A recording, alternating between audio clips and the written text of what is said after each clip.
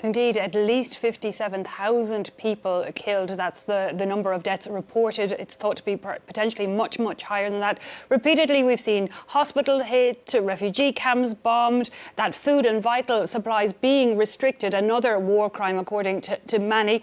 At what point is it the legal definition of genocide? We have reached that point, haven't we?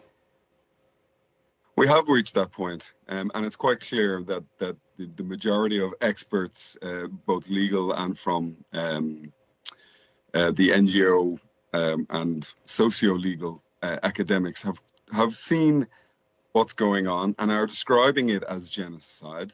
Usually with genocide, the most difficult part to prove is the intent of the perpetrators, but this has been rendered easy in this situation because of the declarations of the Israeli government officials, cabinet members, senior military officials on television, talking about the complete destruction of Gaza, talking about how indiscriminate their attacks are between civilians and fighters.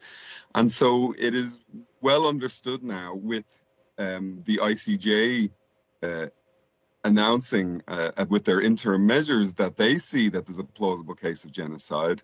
We know that it's war crimes. The ICC have issued an arrest warrant for Benjamin Netanyahu, who seems to still travel freely to states like the US, which just really highlights the impunity and unaccountability of this regime in Israel now, who are getting diplomatic cover from the US, but also from the EU and the UK, which is allowing them to continue to carry on this genocide in the face of everybody watching.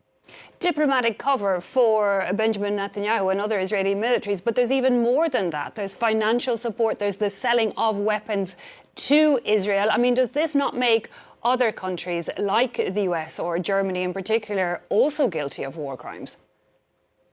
It makes them complicit in genocide, and the Genocide Treaty is very clear on this. If you provide assistance to states who are known to be carrying out genocide, or even if there's a serious risk that there's carrying out genocide, which the ICJ has given us notice that there is serious risk, and that comes from the Bosnia-Herzegovina cases at the ICJ, then they must do everything they can to prevent it. And not only are they not preventing it, as you say, they are assisting with direct assistance, with weapons, with the diplomatic cover is probably the more important part, because it's stopping the international community from intervening with them. So Britain and the UK and the US using their veto at the Security Council to stop any kind of action from the international